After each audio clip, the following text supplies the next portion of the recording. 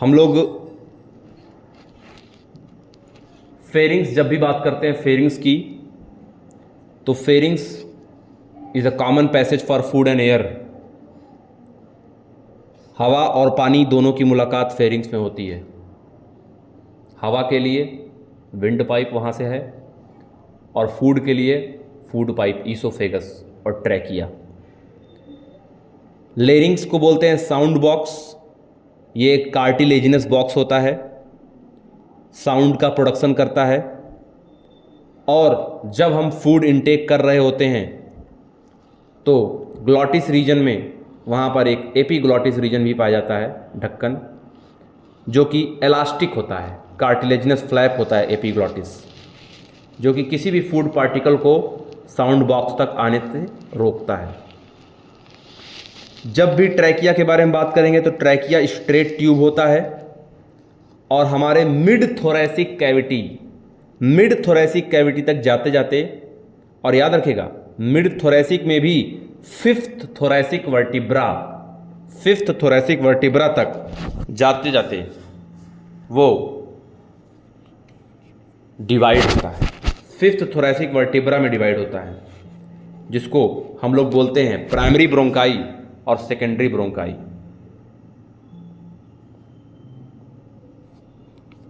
Primary bronchi, secondary bronchi, उसके बाद से उसके ब्रांच निकलेंगे, टर्सरी ब्रोंकाई, टर्मिनल ब्रोंकियोल्स, ये सब उसके ब्रांच होते हैं। तो प्राइमरी ब्रोंकाई की जो ब्रांच है वो सेकेंडरी ब्रोंकाई, और सेकेंडरी ब्रोंकाई से फिर टर्सरी ब्रोंकाई, फिर टर्मिनल ब्रोंकियोल्स देखने को मिलते हैं।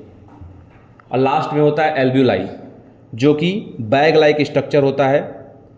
एक बात याद रखना हमेशा कि ये जो ट्रैकिया है हमारा, प्राइमरी ब्रोंकाई है, सेकेंडरी ब्रोंकाई है, टर्सरी ब्रोंकाई है, और स्टार्टिंग के जो ब्रोंकियोल्स होते हैं, इन सब को सपोर्ट करने के लिए कार्टिलेजिनस रिंग होते हैं, जो कि इनकम्प्लीट होते हैं। इनकम्प्लीट कार्टिलेजिनस रिंग वहाँ पर प्रेजेंट होते हैं। और एल्व्यूलाई से गैस एक्सचेंज होता है। एल्व्यूलाई ही एक्सचेंज पार्ट है, बाकी सब के सब कंडक्टिंग पार्ट में आते हैं। लंग्स दो होते हैं, लंग के किनारे मेम्ब्रेन होता है, प्लूरल मेम्ब्रेन वहाँ पर देखने को मिलता है, और उसके अंदर प्लूरल फ्लूइड भरा होता है।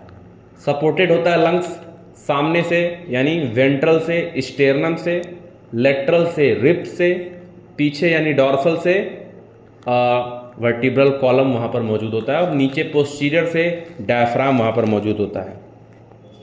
याद रखना डायफ्राम का शेप होता है डोम शेप्ड, नॉर्मली यही शेप होता है, लेकिन जब वो सांस हम लेते हैं तो उस वक्त उसका शेप थोड़ा फ्लैटेंड होना स्टार्ट होता है।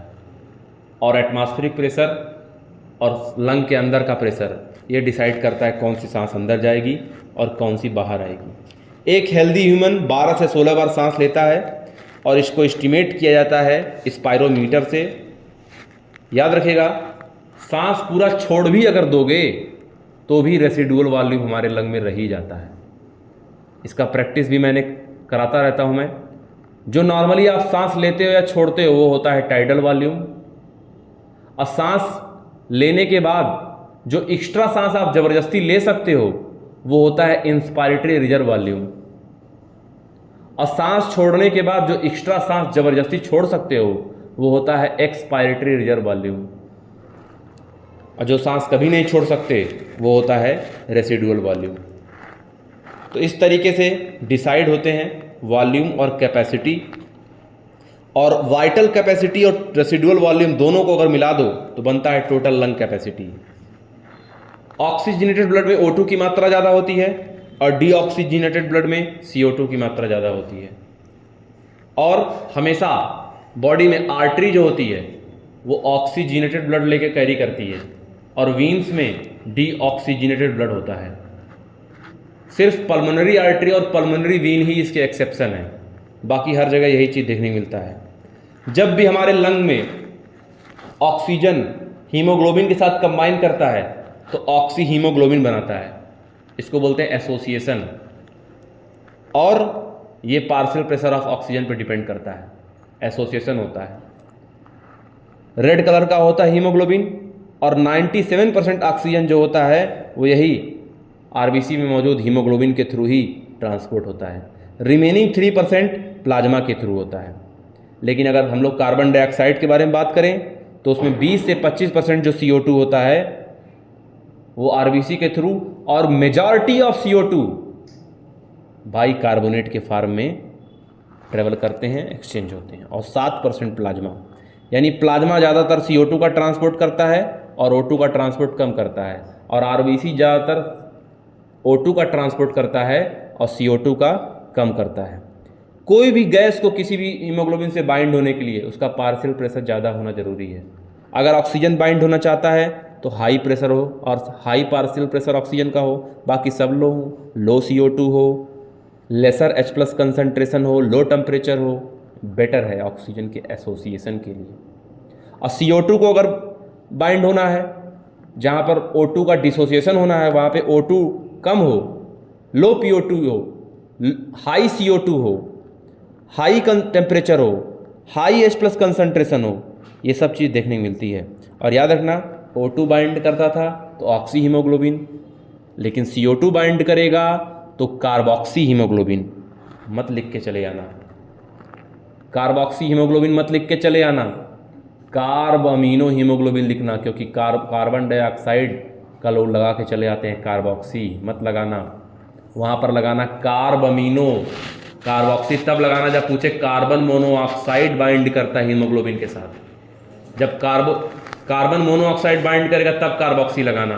CO2 के साथ जब बाइंड करेगा तो कार्ब अमीनो लगाना। थोड़ा सा अलग नाम हो रहा है यहाँ पर, लेकिन यही लगाना है।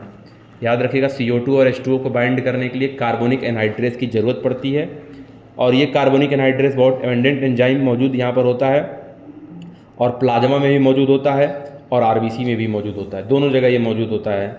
अस्थमा बीमारी जो होती है बेटा, उसमें बहुत ज़्यादा विजिंग होती है, ब्रोंकाई और ब्रोंक्यूल में इन्फ्लेमेशन हो जाता है। और याद रखिएगा, ये जो पूरा का पूरा सिग्नल होता है हमारे ब्रीदिंग का, एक्सचेंज का, ये रेस्पिरेटरी रिदम सेंटर मेंटेन करता है, और ये रेस्पिरेटरी रिदम सेंटर जो होता है वो मेडुला रीजन में होता है ना, मेडुला रीजन में देखने को मिलता है ब्रेन में, और निमेटैक्सिक सेंटर पॉन्स रीजन में देखने को मिलता है। CO2 का बहुत बड़ा रोल होता है एक्सचेंज ऑफ गैसेस में, है ना। हाईली सेंसिटिव होता है रेस्पिरेटरी रिदम सेंटर जो होता है वो CO2, और ख़ास करके हाइड्रोजन आयन, इन दोनों को लेकर O2 से ज़्यादा कुछ लेना देना नहीं होता है, यानी इनसिग्निफिकेंट रोल देखने को मिलता है। कम उम्र में अगर कोई सिगरेट स्टार्ट करता है तो एम्फाइसीमा देखने को मिलता है, और एम्फाइसीमा बहुत लंबे टाइम तक बना रहता है बॉडी में, बहुत लॉन्ग ट्रीटमेंट करने के बावजूद ही ठीक हो पाता है तो हो पाता है, वरना डेथ कंडीशन भी देखने को मिलती है। और सिगरेट स्मोकिंग इसका बड़ा कारण है। एल्वियोलर वॉल डैमेज हो जाती है, जब एल्वियोलर वॉल डैमेज हो जाएगी, सांस लेने का जो एक्सचेंज का जो सरफेस है वो रिड्यूस हो जाएगा। और जो लोग फैक्ट्री वगैरह में काम करते हैं उनको इंडस्ट्रियल, खास करके ऑक्यूपेशनल रेस्पिरेटरी डिसऑर्डर होता है। ऐसे लोग जो होते हैं वो ग्राइंडिंग, स्टोन ब्रेकिंग में काम करते हैं, डस्ट बहुत ज़्यादा उनके रेस्पिरेटरी पैसेज में जाता है, और लॉन्ग एक्सपोजर जिसको होता है उनके फाइब्रस टिश्यू में प्रोलिफरेशन हो जाता है, जिसको बोलते हैं फाइब्रोसिस, और वहाँ पे लंग जो होगा वो डैमेज होगा। और ऐसे लोगों को बोला जाता है भैया आप प्रोटेक्टिव मास्क पहनो, प्रोटेक्टिव मास्क पहन कर ही आप काम करें, लेकिन फिर भी एक long term exposure causes proliferation of fibrous tissue.